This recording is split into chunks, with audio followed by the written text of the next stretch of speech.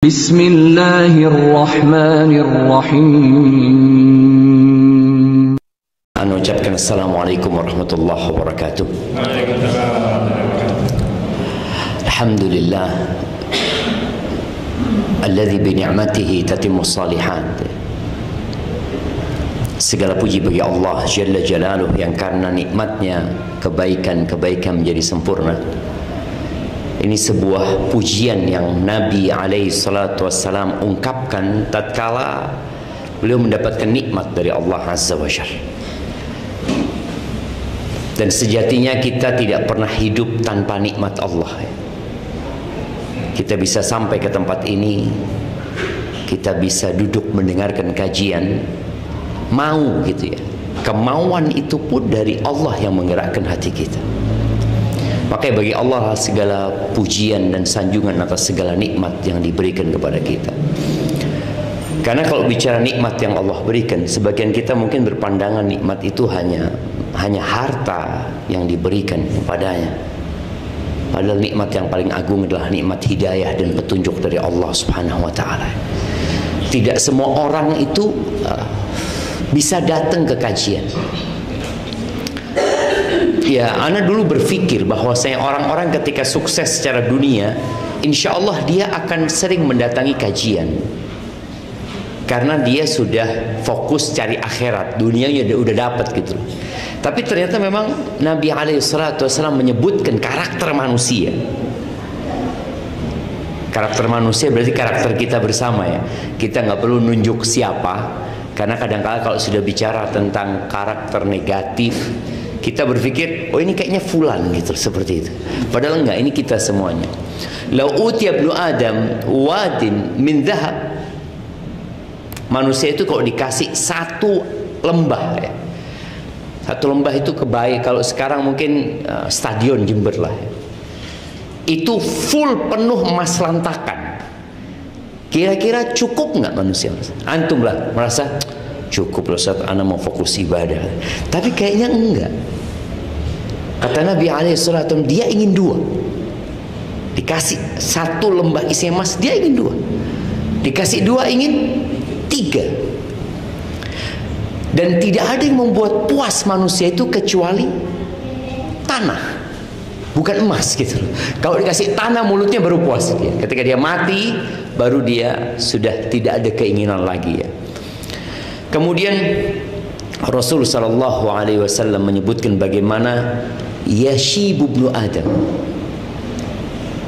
Manusia itu menjadi tua.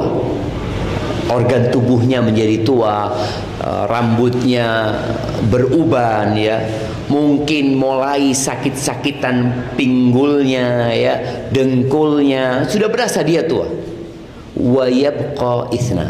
Tapi ternyata ada dua yang tetap muda. Apa? Yang tidak akan pernah tua di antum, walaupun nanti antum yang sudah putih semua pakai tongkat gitu ya. Ada dua hal yang tidak akan pernah tua di diri antum. Apa jemaah? Apa kira? Nah, yang bisa jawab kita kasih teh. Wah, kasih teh semuanya dapat Ustaz. Nah, apa?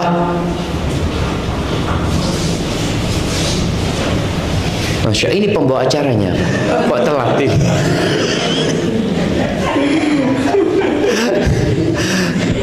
Nah, apa yang tidak bakal tua? Al-hirsu wal amal, kata Nabi SAW. Ambisi dan angan-angan. Jadi tetap punya ambisi mau ini, dan angan-angan dia masih panjang gitu.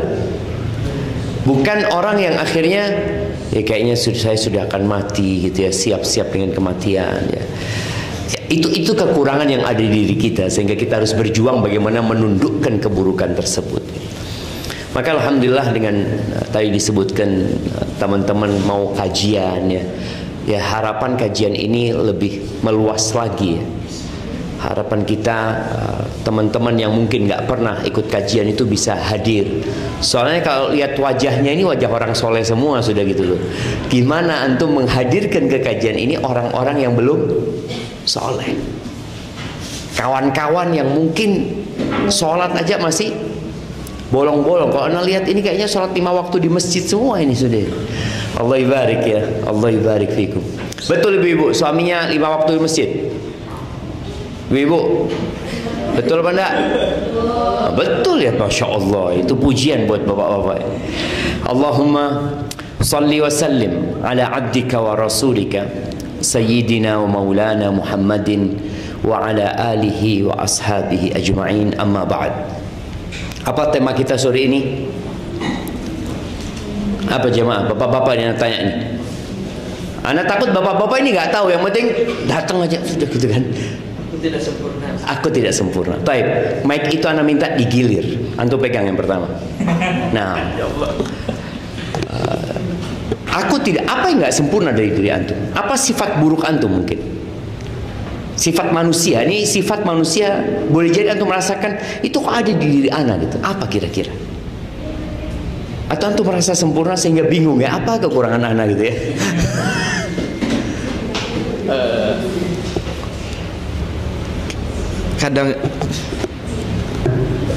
Kadang suka suudzon, Ustaz. Suka suudzon terhadap sesuatu, Ustaz. Terhadap manusia apa sesuatu? Ya, terhadap misalnya sesuatu yang terjadi gitu, Ustaz. Bisa kasih contoh? Ya mungkin lebih ke berprasangka yang tidak baik gitulah, Ustaz. Kepada sebuah kejadian gitu. Ya. Kurang berbaik. Barakallahu fiik. Lanjutkan. Kalau ana mungkin terlalu banyak memikirkan, wah, semacam pesimis tapi karena apa ya, realistis. Jadi wah kayaknya nggak mungkin nih gitu.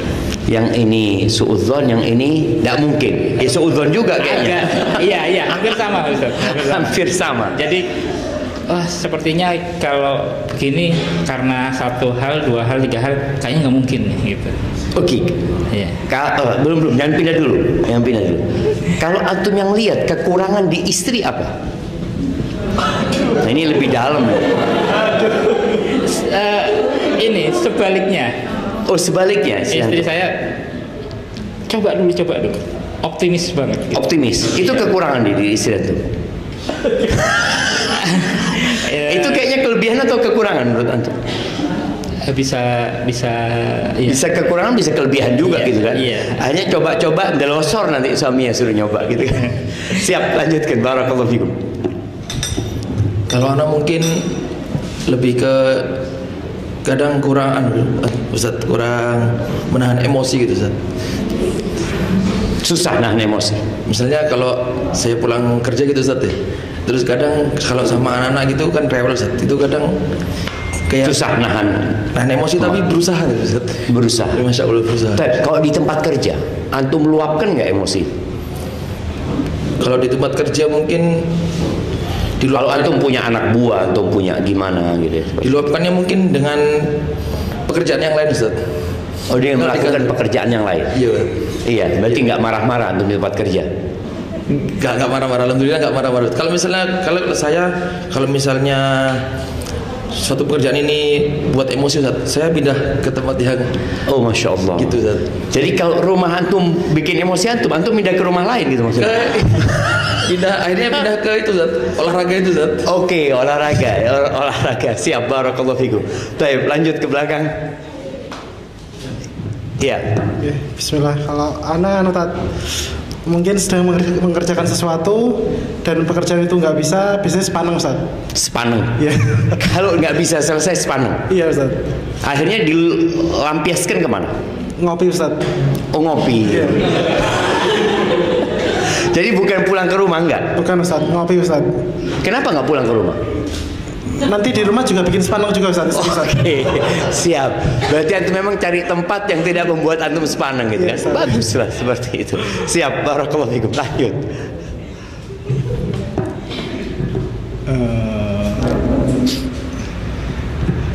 Kalau yang saya rasakan akhir-akhir ini tuh kurang percaya diri, Ustaz, di pekerjaan. Iya. Gimana?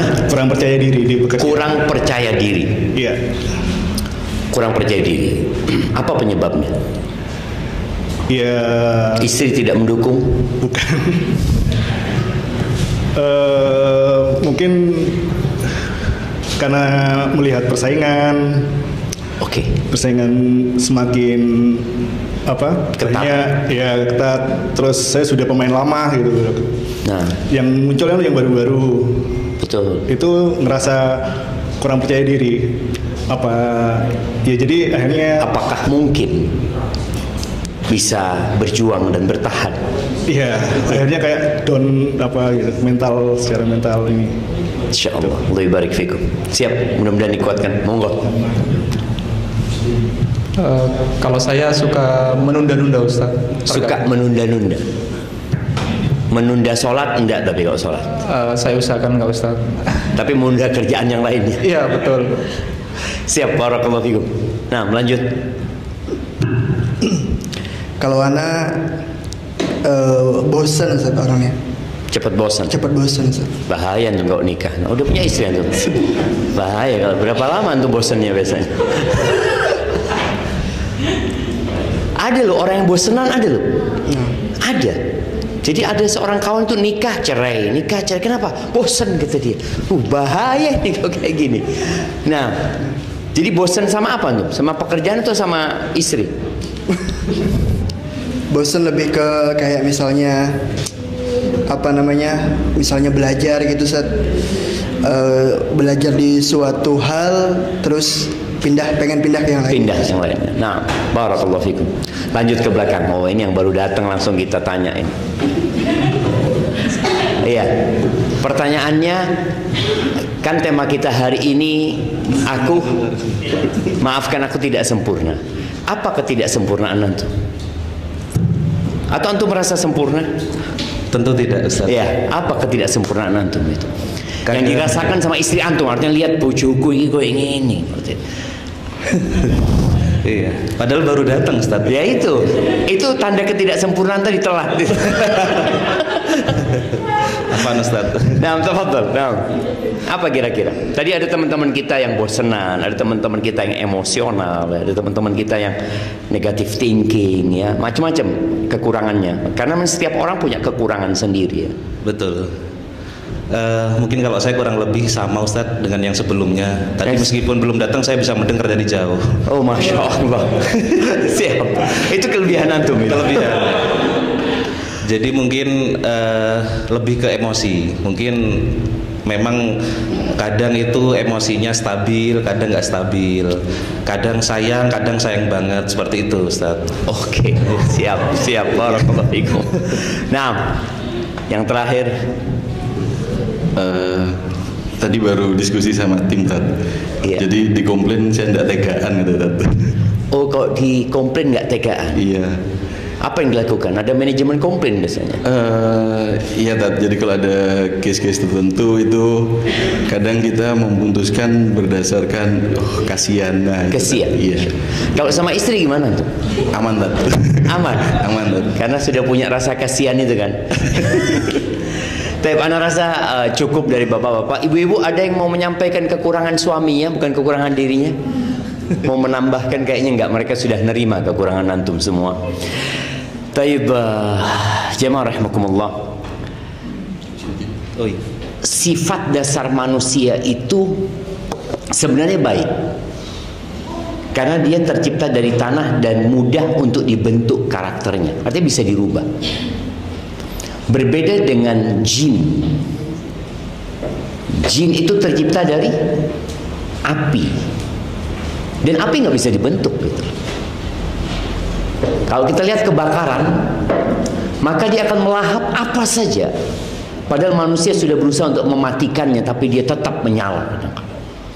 Sedangkan manusia dia tercipta dari tanah, dan tanah itu mudah mau dibikin apa saja ya.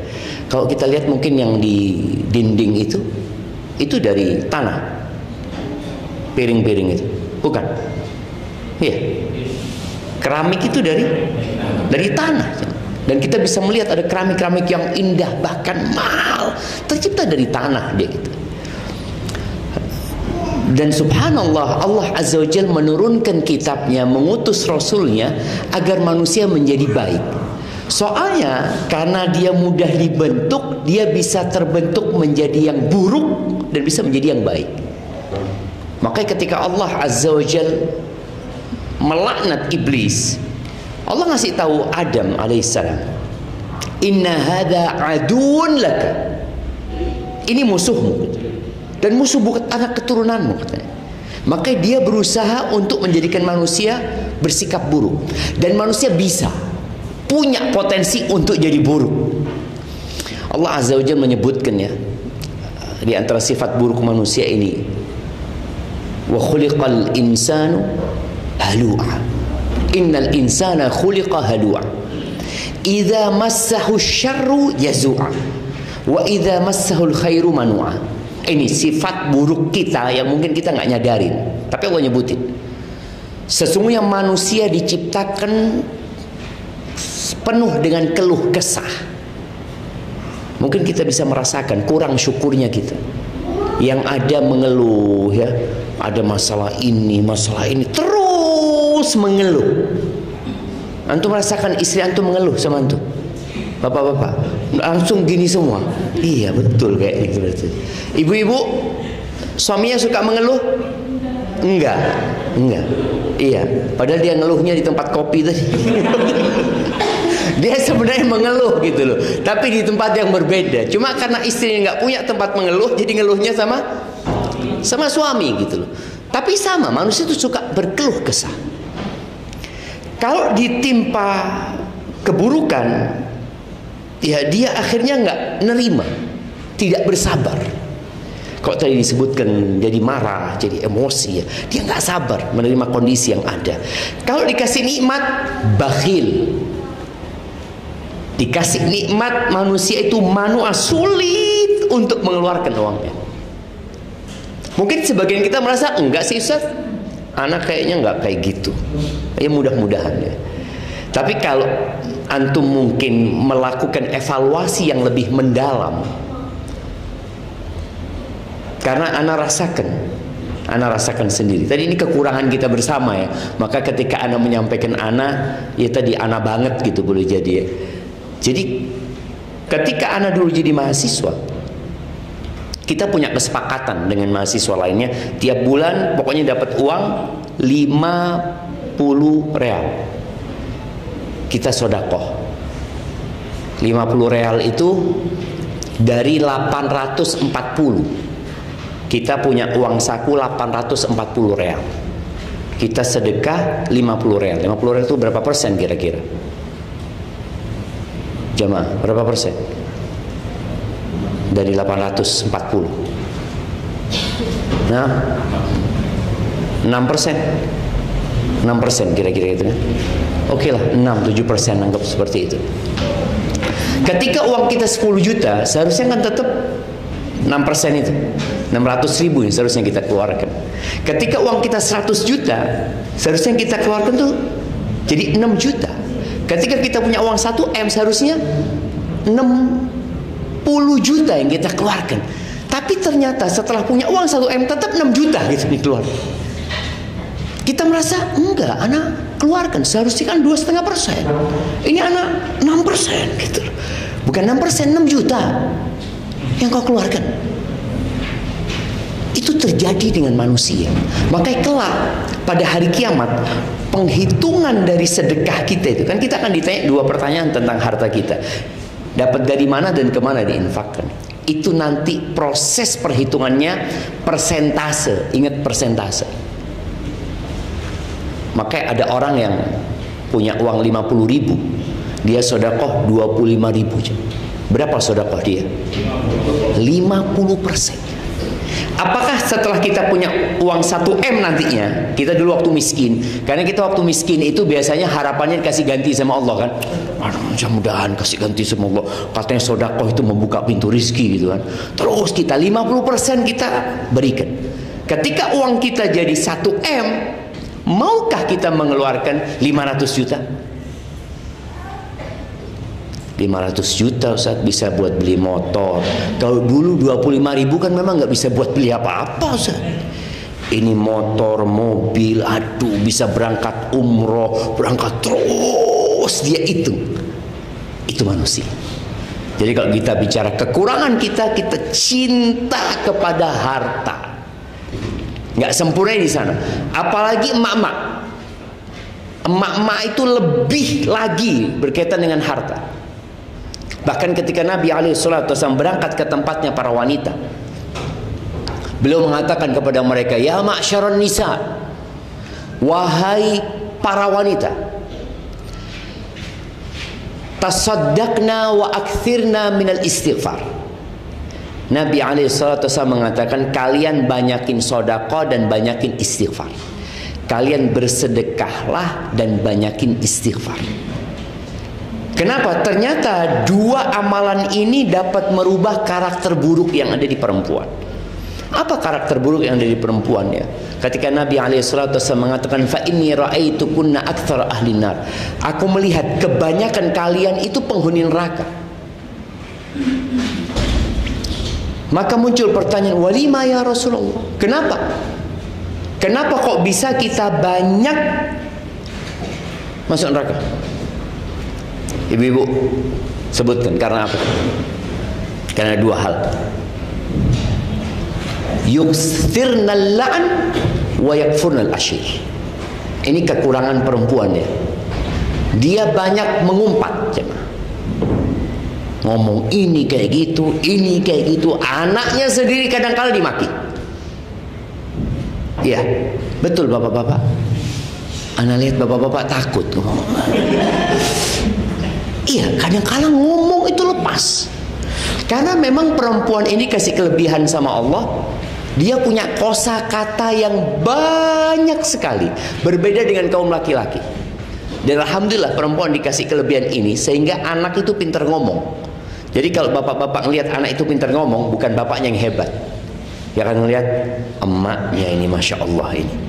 Antum lihat emak-emak itu kadang-kala sambil mandiin bayi, diajak ngomong nih bayi. Nanti kalau besar jadi ini nak ya, itu. Anaknya tidak ngerti apa-apa aja mah. Terus nyerocot ini ibunya. Dan itu kelebihan. Tapi ketika itu digunakan dalam hal yang negatif, jadinya hal yang negatif pula. Wa yakfurnal ashir. Dan wanita itu punya kekurangan kufur sama suaminya. Kufur sama suaminya. Sampai kata Nabi SAW ya, kalau ini bukan Nabi yang mengatakan alaihissalatu wassalam, mungkin anak nggak percaya. Tapi karena ini Nabi yang menyampaikan, anak yakin 100%. Apa kata Nabi SAW? Lau ahsanta ila ihdahunna dahr.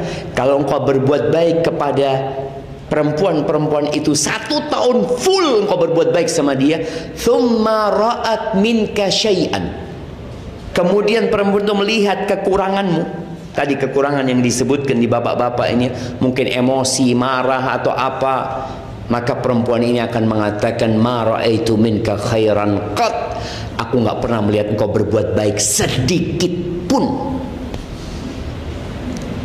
Ibu-ibu kayak gitu nggak?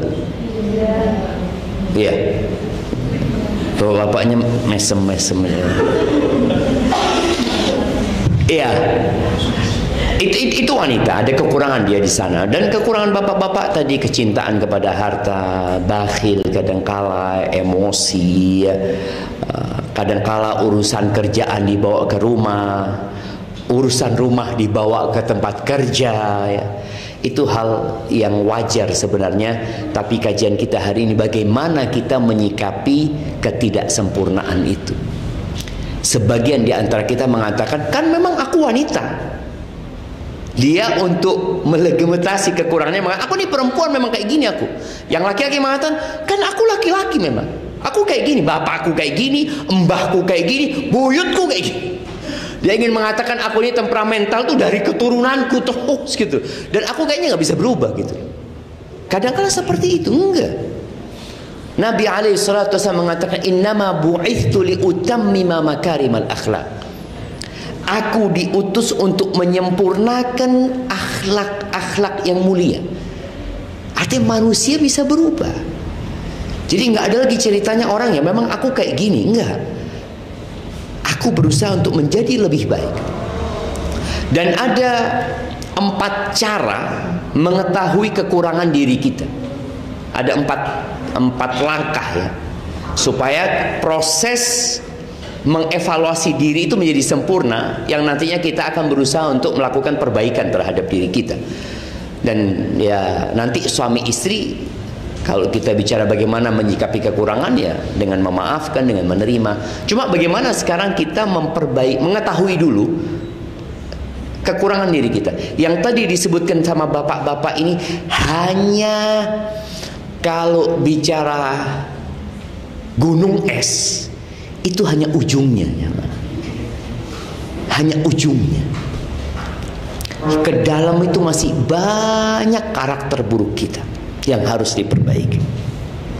Cara yang pertama, sebagaimana disebutkan oleh Ibnu Qudamah dalam kitabnya Mukhtasar Minhajil Qasidin, cara yang pertama itu memang duduk sama seorang yang berilmu, yang mengetahui tentang penyakit-penyakit hati. Kalau antum sakit badannya, antum akan ke dokter.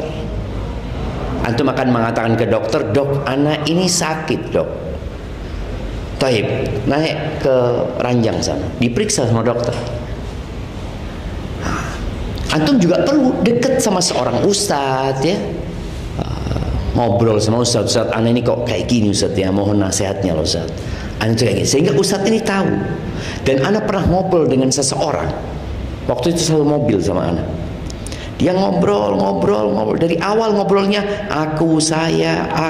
Oh, ini orang punya penyakit individualismenya tinggi, dan boleh jadi memang kebanggaan kepada dirinya tinggi. Terakhir anak ngomong sama dia, "Bang, semua yang abang kerjakan itu, kalau Allah nggak kasih bantuan, mungkin abang lakukan?" Nggak mungkin. Anak ingin menyadarkan dia bahwa semua kesuksesan itu karena Allah yang memudahkan, bukan karena usahamu. Nah, di sini kadang-kadang orang itu lupa. Maka perlu kita duduk sama orang yang mengingatkan kita dengan kekurangan diri kita. Yang kedua, yang perlu dilakukan adalah mendengarkan dari kawan yang setia.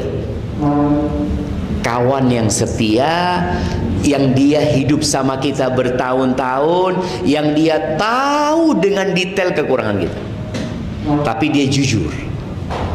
Hanya saja kawan yang seperti ini kadang-kala sulit, ya. Karena kebanyakan kawan kita itu bertopeng, ya, menjaga perasaan kita. Dan kebanyakan pertemanan di antara kita itu hanya kepentingan. Jarang yang persahabatannya karena Allah Azza wa Jalla. Karena punya kepentingan. Kita kok mau ngasih nasihat, aduh bahaya, nanti dia akan meninggalkan kita. Mungkin dia tidak akan lagi mau berteman dengan kita. Umar bin Khattab radhiyallahu anhu mengatakan, "Rahimallahu mra'an ahda ilaina uyubana." Semoga Allah merahmati manusia-manusia yang menghadiahkan kepadaku aib-aibku. Malah Umar suka. Kenapa? Karena orang ini akan membuat kita melakukan introspeksi diri. Kalau enggak, kita merasa udah baik. Anak kemarin ketemu sama kawan, kita lagi duduk, kita berempat. Yang tiga ini sholatnya jamak. Yang keempat ini, karena dia orang Jakarta, dia nggak jamak, dia sholat. Akhirnya ketika dia sholat, salah satu ngomong, "Ustadz, tolong Ustadz kasih nasihat Fulan." "Kenapa?" Nah, ngomong, "Fulan ini Ustadz, tadi sholatnya rukuknya kurang benar. Rukuknya kurang benar Ustadz." "Oh gitu." Anak ngomong, boleh jadi dia punya masalah gitu. Coba kita tanya nanti. Akhirnya selesai sholat, anak ngomong, "Syuf, anak minta maaf, kita bertiga tadi ngomongin antum nih, berkaitan dengan sholat antum tadi. Kok kayaknya ruku antum itu kurang pas gitu." Kata dia, "Iya Ustaz, betul Ustaz. Anak itu nggak bisa Ustaz. Jadi kalau anak ruku, anak paksa, kaki anak akan nekuk Ustaz. Dikarenakan urat apa gitu diceritakan." "Oh gitu," seperti itu. Ini alhamdulillah ada kawan yang mau menasehati. Tapi ini kan berkaitan dengan kesalahan yang zahir. Kesalahan yang sebenarnya semua orang di masjid kelihatan. Tapi ada kesalahan berkaitan dengan karakter kita, dengan hati kita, itu kawan dekat biasanya tahu. Dari obrolannya, dari omongannya, ini orang Ustaz pendendam Ustaz. Kita kadang nggak tahu, kawan kita ini pendendam banget Ustaz. Ini wallahi Ustaz hasudnya tinggi.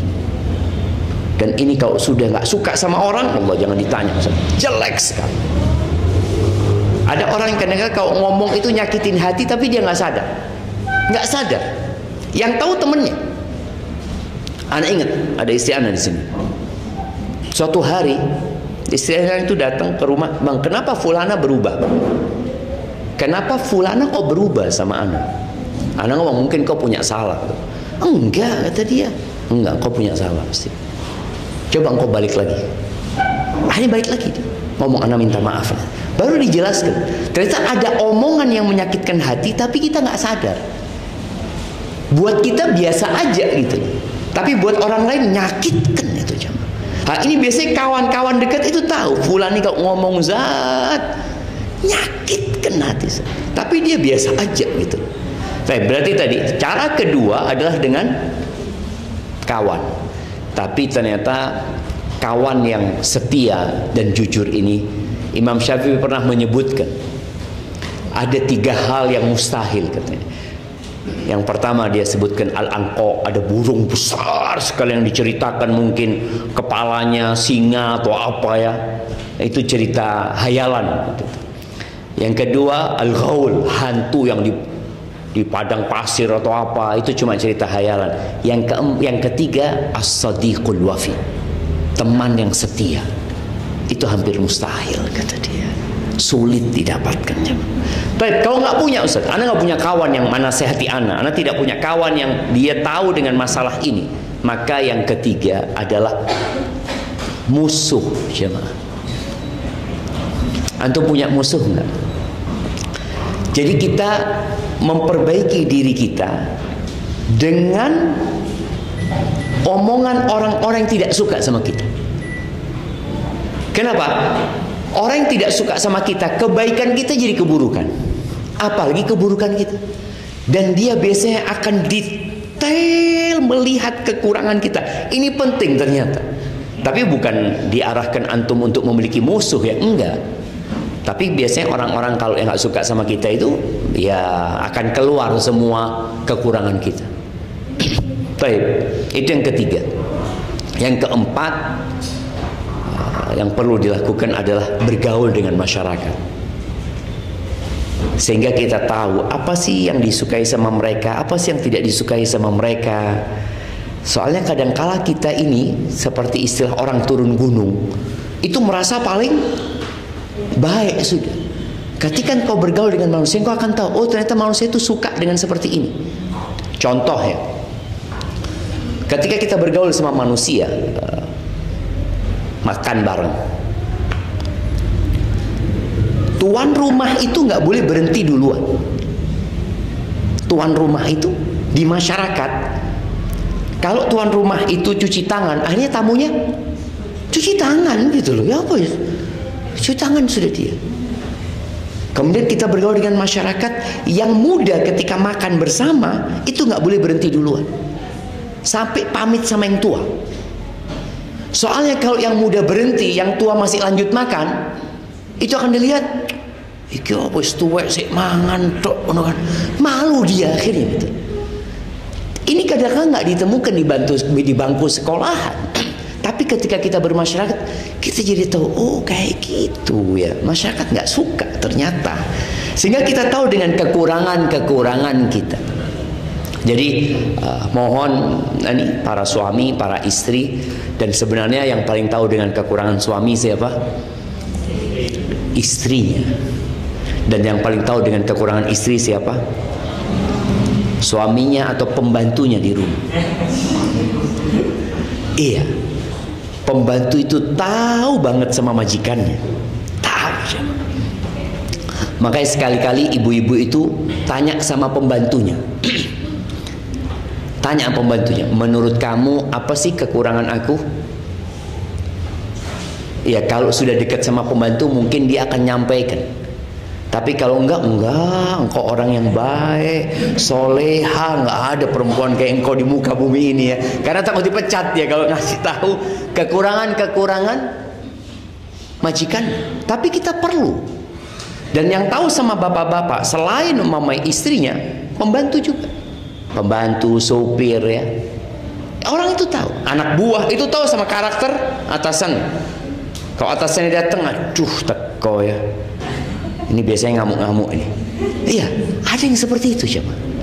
Maka semua itu adalah sarana sebenarnya bagaimana kita memperbaiki diri kita. Karena ketahuilah engkau nggak sempurna, dan Nabi SAW sudah membuat sebuah pernyataan, kullu bani Adam khata. Semua anaknya Adam tanpa terkecuali. Semua anaknya Adam suka berbuat salah. Terus apa solusinya? Wa khairul khatta'in at-tawwabun. Sebaik-baiknya orang yang berbuat salah adalah yang bertobat. Tadi memperbaiki diri dia. Tahu aku memang salah, aku memang punya karakter buruk. Wallahi aneh itu bakhil orangnya Ustaz. Iya. Aneh itu orangnya seperti ini, seperti itu. Wallahi jamaah, kalau kita nggak ada yang menegur, bahaya. Allah Azza wa Jalla mengatakan, "Waman yuqa syuhha nafsihi fa ulaika humul muflihun." Barang siapa yang dijaga dari kekikiran dirinya. Kita punya sifat bakhil jadi. Nggak mau dikasih nasihat, nggak mau dikasih masukan. Kita merasa sudah kena berkaitan dengan harta juga. Kita nggak ingin ada orang lain yang dapat harta kita umpamanya, dapat bagian kita. Kita nggak ingin hak kita diberikan kepada orang lain. Itu manusia. Tapi yang dijaga di kekikiran dirinya, dia adalah orang-orang yang sukses. Ada sebuah kejadian, Talha bin Ubaidillah. Ini cerita tentang istri yang soleha. Talha bin Ubaidillah ini suatu hari dia keluar masuk rumahnya. Udah malam nih. Dia nggak bisa tidur. Ditanya sama istrinya, "Bang, kenapa engkau bang?" "Aku baru dapat fulus," kata dia. "Dapat fulus?" kata dia. "Iya. 400.000 dirham. 400.000 dirham jemaah. Dia punya aset di Yaman atau di mana dijual. Jadi cash, dia punya uang cash. Beda orang punya tanah sama punya uang cash. Antum kalau punya tanah ya biasa, punya aset biasa. Tapi kalau pegang duit besar itu kadang-kala bingung mau dibuat apa, ya mau beli apa, mau ini itu, malah jadi bingung. Ketika nggak punya duit bingung, banyak duit lebih bingung lagi kadang-kadang. Akhirnya 400.000 dirham itu, supaya antum tahu berapa nominalnya kalau sekarang ini, itu sama dengan 40.000 dinar. 40.000 dinar. Karena 10 dirham itu 1 dinar. 40.000 dinar ini berarti 40.000 kali 4/4 gram emas. Berapa jemaah? 4 kali 4 16 ya. Yang 2,5 kali 4 10, berarti 170.000 gram emas ya, betul, kali 2 juta berapa? 340 apa? Apa jemaah? Berapa M? Berapa? 340 miliar. 340 miliar. Dia pegang duit cash 340 miliar. Apa kata istrinya? "Bang, supaya kau nggak pusing, udah bagikan duitnya. Bagikan. Banyak kerabat-kerabatmu yang nggak punya, tetangga-tetangga nggak punya," kata dia. Kata suaminya, "Bener engkau," kata dia. "Panggil pembantu." Akhirnya sudah. Panggil, taruh kantong, kirimkan ke rumahnya fulan, kirimnya ke rumah fulan, terus sampai hampir subuh habis duitnya. Istirahat dia aja. Subhanallah, 340 miliar satu malam habis. Supaya antum tahu, antum sebanyak apapun duit antum, kalau buat di jalan Allah kecil, jamaah. Jadi nggak ada yang banyak. Artinya yang butuh masih banyak sebenarnya. Ahibati billah. Nah, tadi ini ada istri yang tahu dengan masalah suaminya, kemudian dia memberikan solusi. Tapi kalau istrinya cinta dunia, kira-kira disuruh sedekah. Bang, biar engkau nggak pusing, bang. Udah, bagi 2 sama aku, bang. Ala kulli hal, itu tadi adalah muqaddimah supaya kita tahu tentang kekurangan diri kita. Terus bagaimana dengan rumah tangga ini? Bagaimana tatkala kita tahu kita tidak sempurna? Kita tahu pasangan kita tidak sempurna, kita juga nggak sempurna. Ana dulu punya istilah, engkau bukan bidadari, engkau bukan malaikat dan istrimu bukan bidadari gitu loh. Nggak ada. Jadi kita semua sama-sama punya kekurangan. Jadi yang paling harus dilakukan adalah memaklumi kekurangannya. Memaklumi. Jadi kadangkala ada istri yang 17 tahun belum memaklumi kekurangan suaminya. Ana pernah telepon dengan orang dari Madura, dia ngomong, Ustaz, Ana sudah 17 tahun berumah tangga, Ustaz, Ana sudah nggak kuat, Ustaz, kata dia. Kenapa? Suami Ana temperamental, suka marah, ini itu. Ana ngomong, anti 17 tahun hidup sama dia, kuat gitu. Terus kenapa sekarang nggak kuat? Apa masalahnya? No? Boleh jadi umur nanti tinggal 1 tahun, tinggal 2 tahun. Kenapa harus dikorbankan? Maklumi itu memang kekurangan dia. Bagaimana istri berusaha memperbaiki kekurangan suaminya? Kalau suaminya tadi temperamental, suka marah, lakukan hal yang membuat suami itu tidak marah. Nabi alaihissalatu wassalam, subhanallah ya, beliau ketika menyampaikan khairun nisa, wanita yang terbaik itu adalah al-wadud, al-walud, al-muwatiyatu li zawjiha wal muwasiyatu idza taqinallah. Perempuan yang terbaik itu adalah yang penyayang, ada cinta dan kasih sayang. Dan subhanallah ya, ya ini juga harus, suami juga harus berbuat baik ya, sehingga menumbuhkan cinta dan kasih sayang di diri istrinya. Ada cerita istrinya Utsman bin Affan, bintul Furaifisah. Dia ini orang dari Irak, jemaah. Utsman ini dengar Sa'id ibn al-As itu menikah dengan anak tokoh masyarakat di sana. Menikah dengan anaknya tokoh di sana. Utsman dengar dia menikah. Utsman sudah punya istri. Akhirnya dia kirim surat sama Sa'id, tanya, engkau, anak dengar engkau menikah lagi, kata dia. Iya, kata dia. Gimana? Engkau nikah dengan siapa? Kata, aku nikah dengan salah satu pemimpin kabilah, ya, orang yang terhormat di sana. Dia kalau bicara cantik, dia sangat cantik sekali, kata dia. Akhirnya dapat balasan itu, Utsman kirim surat lagi. Apakah istrimu punya adik? Kalau punya adik, nikahkan aku dengan dia. Ini Amirul Mukminin, ya. Bapaknya perempuan Nailah, namanya Nailah, Nailah bintul Furaifisah. Akhirnya bapaknya ini masih Nasrani, tapi keluarganya sudah Muslim gitu. Bapaknya masih Nasrani.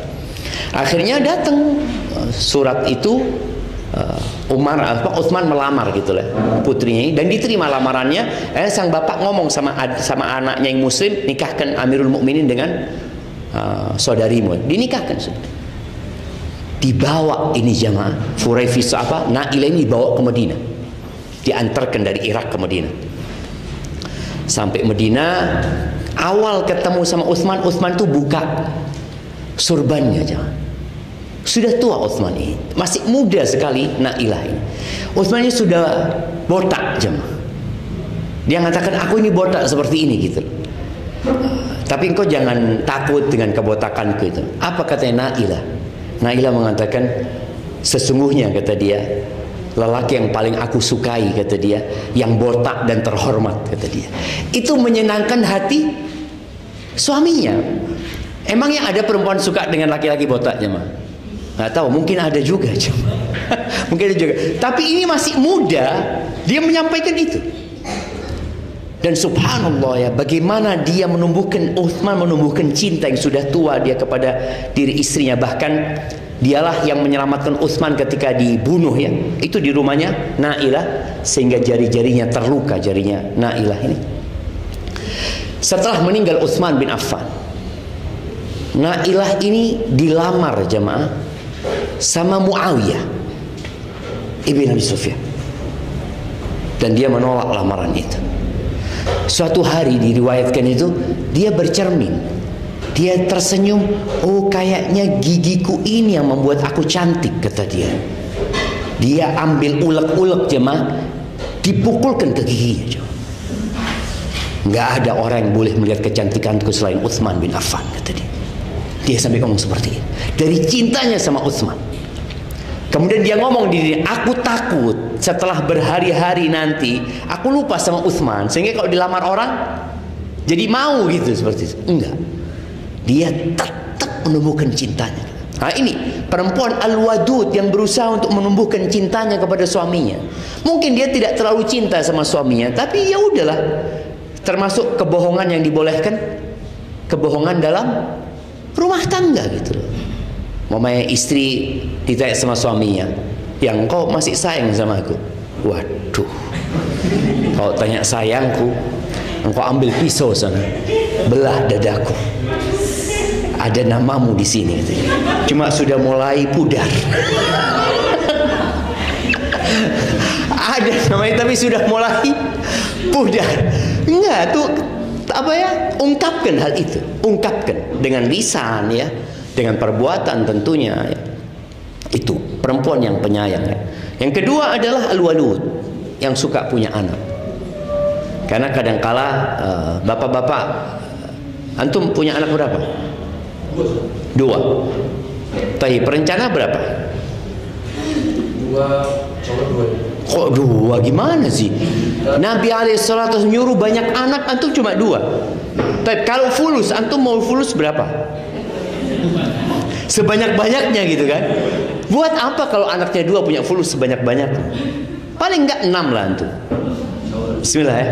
Ya, cuma masalahnya istri Zat ruwet diajak punya anak lagi Zat. Anu, iki aku sing meteng, awakmu sing enak-enakan. Jadi kadang padahal ciri wanita yang baik itu yang suka punya anak. Suaminya ngomong, "Dik, nambah anak ya," kata sang istri, "berapapun yang kau mau bang, selama Allah kasih, bismillah." Gitu. Loh iya. Tapi kalau suaminya sendiri sudah ngomong, "Ndak wis, loro wae, ruwet ngurusi anak." Ndak, maka usahakan tadi. Karena ini ciri wanita yang soleh, suka punya anak. Memang dia capek, lelah, tapi ingat semua kelelahan itu ada perhitungannya. Jangan dianggap ada yang gratis, nggak ada yang gratis.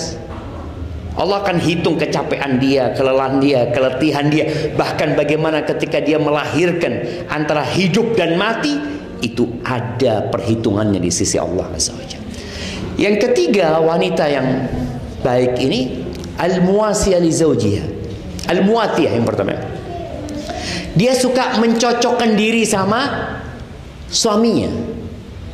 Artinya kadang-kadang suaminya maunya ini, bismillah bang, nggak apa-apa lah itu kayaknya bagus. Nggak suka menentang. Kan ada perempuan-perempuan yang contohnya dia izin mau keluar rumah, bang aku keluar bang ya. Kata suaminya, janganlah di rumah aja. Oh jangan bang, ini itu ruwet dia. Ruwet, terakhir suaminya ngomong, iya dah, tafadhol gitu bang. Engkau ridho bang, tapi bang, ini padahal dipaksa untuk ridho gitu loh. Wis dikatakan dari awal, tapi ada perempuan yang enggak, suaminya ngomong enggak, ya sudah enggak gitu kan. Maunya suami apa, dia berusaha untuk menyesuaikan gitu. Ada perempuan-perempuan yang itu perempuan yang baik. Yang ketiga al-muwasiyah, perempuan yang suka menghibur suaminya. Kalau antum lihat bagaimana Nabi alaihissalam kenapa tidak melupakan Khadijah. Khadijah punya semuanya itu jemaah. Khadijah punya semuanya. Dia wanita yang penyayang sama Nabi SAW ya. Bagaimana sayangnya sama Nabi. Yang kedua, bagaimana dia memberikan anak kepada Nabi alaihissalam ya.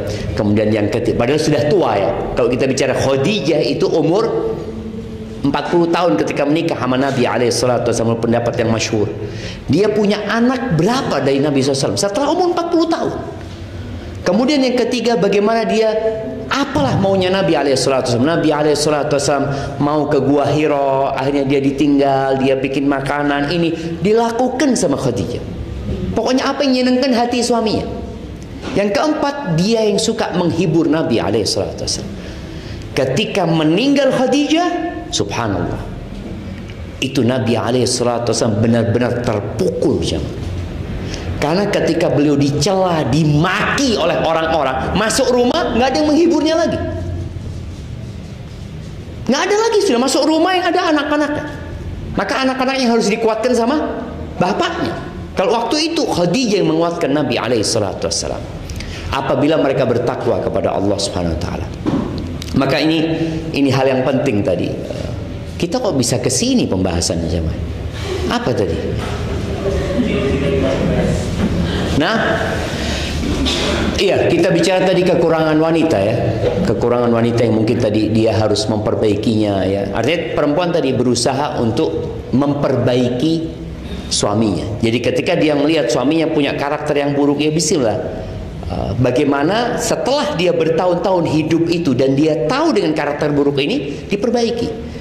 Kalau tadi suaminya suka marah gitu, bagaimana dia jadi tidak marah?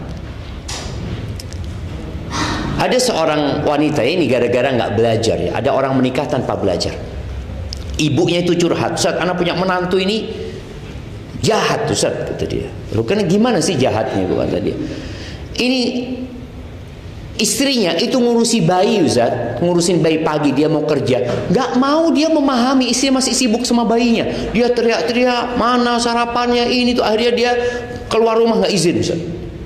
Loh, anak ngomong, yang salah putrinya ibu, anak ngomong. Loh, kok bisa, Ustaz? Loh iya, ini suaminya dia itu, ini bayi besar. Kalau tuh bayi kecil nangis, biarin sebentar, urusin suaminya. Kadang-kadang orang enggak, oh kesian, dia kan masih kecil nggak bisa apa-apa. Ya itu, mumpung nggak bisa apa-apa, ditinggal aja. Kan dia nggak akan kemana-mana. Mungkin dia nangis ya karena ya popoknya harus diganti ya. Mungkin dia karena lapar. Ini suaminya mau berangkat kerja. Loh, cepat no bojone dhisik. Genak no semua, minta izin, Bang. Boleh aku ngurusin si kecil, Bang. Insya Allah sang suami itu akan mengizinkan. Tapi kalau suaminya sudah duduk di meja makan nungguin sarapan ya, istrinya masih sibuk di sana ngurusin anaknya, akhirnya terjadi masalah di situ. Maka di sini hendaklah memahami kapan suaminya marah. Oh, pada saat waktu sarapan. Waktu sarapannya waktu yang paling krusial. Jangan sampai suami marah. Karena kalau dia sudah marah, seharian full marah nanti. Bahkan di tempat kerjanya dia tidak akan produktif nanti. Gara-gara dia ada masalah di pagi hari. Maka hendaklah perempuan tahu, memahami hal itu. Sebaliknya bagi bapak-bapak, bagaimana memaklumi kekurangan istrinya? Ya mungkin dia ngambek ya, dia kadang-kadang nggak ngajak ngomong, wajar aja. Itu wanita. Bagaimana Nabi SAW kadang-kadang nggak diajak ngomong sama istri, padahal beliau Nabi. Bagaimana Aisyah radhiyallahu ta'ala kadang-kadang ngangkat suaranya, marah sama Nabi SAW.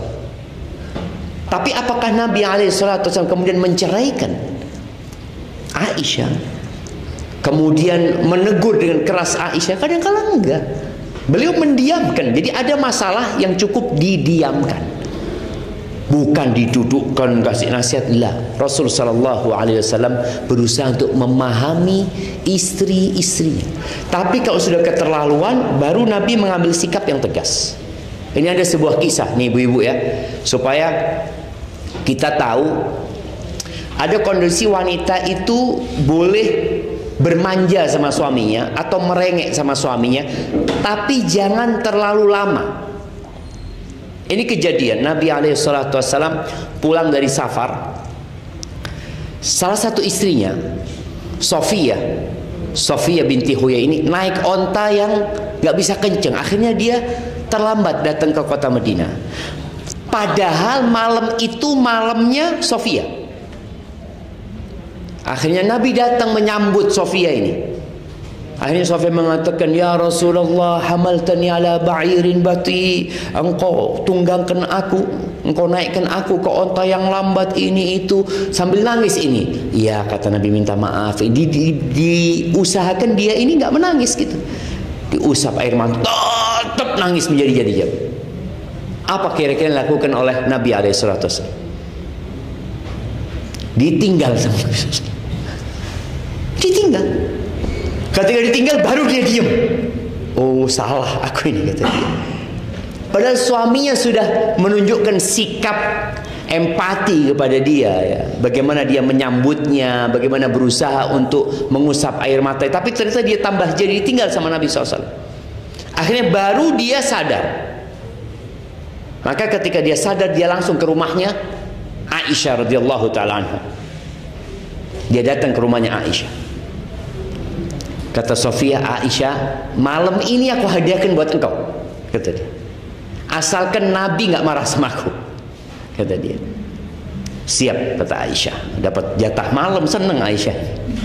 Sudah kan Nabi keliling ya. Ketika datang safar, beliau sambangi istri-istri. Ketika sampai rumahnya Aisyah, dilihat Aisyah ini bersolek, cantik sekali. Kata Nabi SAW, ini bukan malammu, kata dia. Kata Aisyah, dzalika fadlullah yu'tihi man yasha. Itu karunia Allah yang Allah berikan kepada siapa yang Allah kehendaki. Oh, Nabi sadar, ini berarti Sofia ini yang memberikan malam ini. Artinya ada kondisi memang perempuan telah melakukan kesalahan dan harus sadar.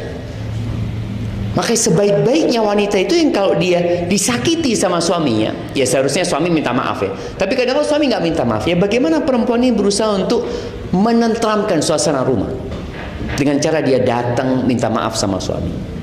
Bisa ibu-ibu minta maaf sama suami? Ibu-ibu, bapak-bapak senyum-senyum aja, terakhir kita yang minta maaf. Iya, jadi kadang-kala kita nggak tahu dengan kekurangan diri kita. Maka berusahalah tadi untuk saling memperbaiki dan memaklumi kekurangan itu. Itu mungkin yang dapat Anda sampaikan. Terakhir, Anda akan ceritakan bagaimana Abu Bakar As-Siddiq radhiyallahu anhu ketika disakiti. Abu Bakar ini punya sepupu yang namanya Thumamah. Astaghfirullahaladzim. Bukan Thumamah. Mistah. Namanya Mistah. Mistah ini selalu dikasih santunan sama Abu Bakar. Karena dia orang miskin, masih kerabat lagi. Terus dia hidup dengan tunjangan yang diberikan oleh Abu Bakar. Pernah ada kejadian Mistah ini ikut menyebarkan isu Aisyah berzina. Padahal dia sama Aisyah masih kerabat. Dan dia sama bapaknya Aisyah dikasih bantuan terus hidupnya dari sana. Ikut menyebarkan fitnah bahwasanya Aisyah berzina, Aisyah berzina. Sampai akhirnya Abu Bakar sakit hati. Ketika terbukti Aisyah tidak berzina, maka Abu Bakar bersumpah tidak akan memaafkan Mistah. Nggak ada. Dia tidak akan memaafkan Mistah, dan dia tidak akan memberikan tunjangan lagi kepada Mistah. Sakit hati. Tapi subhanallah, Allah turunkan firman-Nya di surat An-Nur ayat 22 ya. Allah mengatakan wala ya'tali ulul fadli minkum was-sa'a. Yang maknanya jangan sampai orang yang dikasih karunia sama Allah, dikasih rezeki yang lebih itu bersumpah ya. Bersumpah ayyutu ulil qurba, untuk tidak lagi berbagi kepada kerabatnya, wal masakina wal muhajirina fi sabilillah. Tidak mau berbagi dengan orang-orang miskin, orang-orang muhajirin fi sabilillah. Apa kata Allah? Wal ya'fu wal yasfahu. Hendaklah mereka memaafkan. Memaafkan ini artinya tidak memberikan hukuman. Wal yasfahu itu tidak memberikan celaan. Kan ada orang yang tidak menghukum tapi masih ngomel aja, Pak. Ini udah, engkau maafkan sudah dianggap nggak ada kesalahan itu. Apa kata Allah? Ala tuhibbuna an yaghfirallahu lakum wallahu ghafurur rahim. Kalian mau nggak diampuni sama Allah? Itu Abu Bakar turun ayat itu langsung mengatakan bala, iya ya Allah, aku ingin diampuni. Abu Bakar merasa banyak salahnya. bagi kita saja. Maka kalau kita ingin dimaafkan, maafkan orang lain. Paling tidak adalah keluarga yang hidup bersama kita. Barakallahu fiik, itu mungkin dapat Anda sampaikan. Ada sisa waktu untuk tanya jawab. Tafadhal. Nah.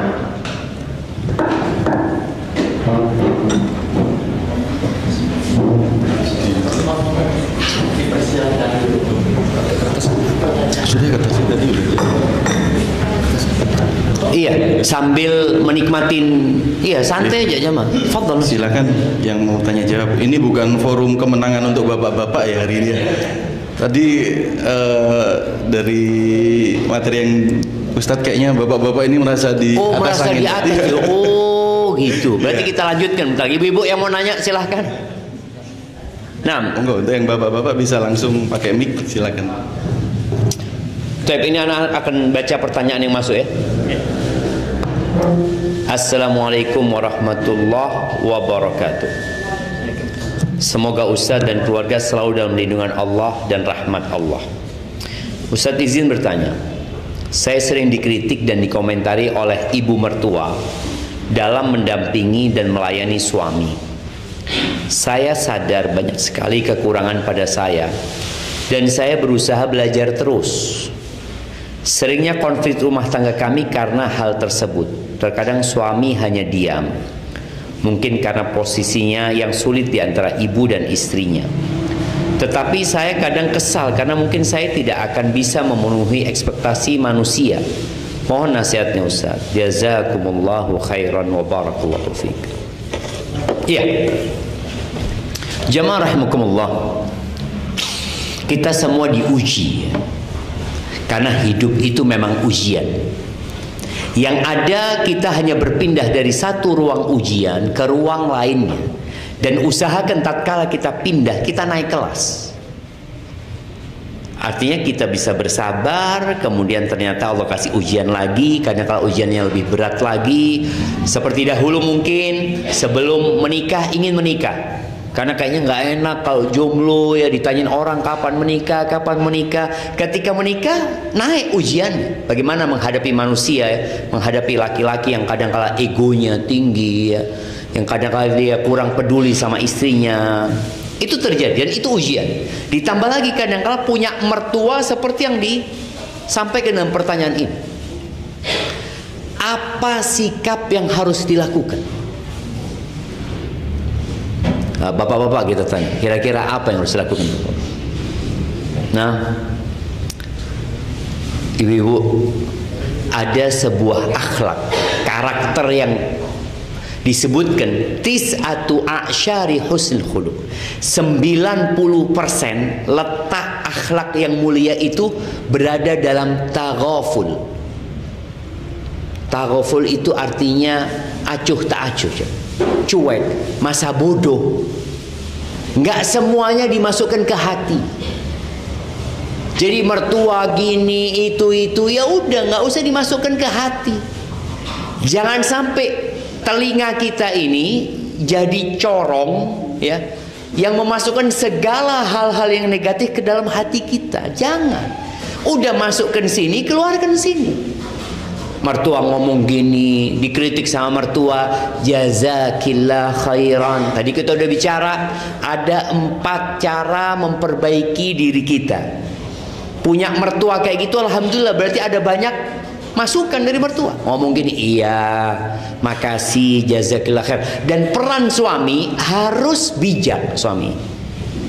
Bagaimana tatkala dia menghadapi ibunya, sampaikan kepada ibunya, iya bu, istriku itu kan memang banyak kekurangannya bu ya, maafkan dia, mudah-mudahan dengan berjalannya waktu dia bisa lebih baik lagi. Nanti suami datang ke istrinya, dek minta maaf dek, ibuku wis tuwek. Memang kayak gitu orang tua, kadang-kala karakternya berubah ini dan itu. Jadi dia harus selalu mendayung itu kanan kiri.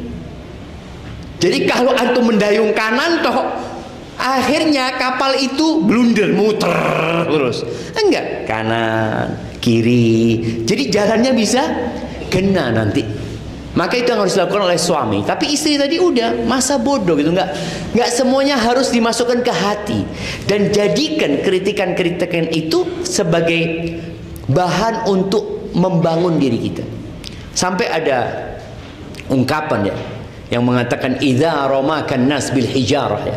Kalau engkau dilemparin batu sama orang, kumpulkan batu itu, gunakan untuk membangun anak tangga menuju kesuksesan.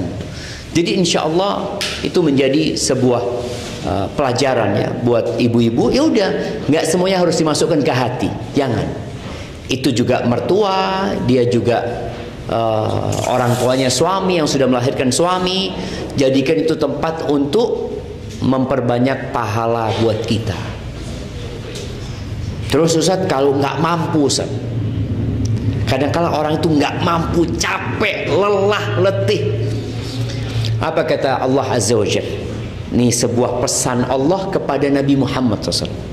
Nabi Muhammad SAW itu dicaci, dimaki oleh kaumnya, dikatakan penyihir, dukun, orang gila, apalagi itu. Allah mengatakan walaqad na'lamu annaka yadhiqu sadruka bima yaqulun. Kami tahu hatimu atau dadamu menjadi sempit gara-gara omongan orang-orang itu. Apa yang harus dilakukan? Fasabbih bihamdi rabbika wa kun minas sajidin. Artinya abaikan itu. Engkau fokus dengan hal yang bermanfaat buat engkau. Apa? Bertasbih, memuji Allah. Wa kun minas sajidin, dan jadilah orang-orang yang sujud. Jemaah.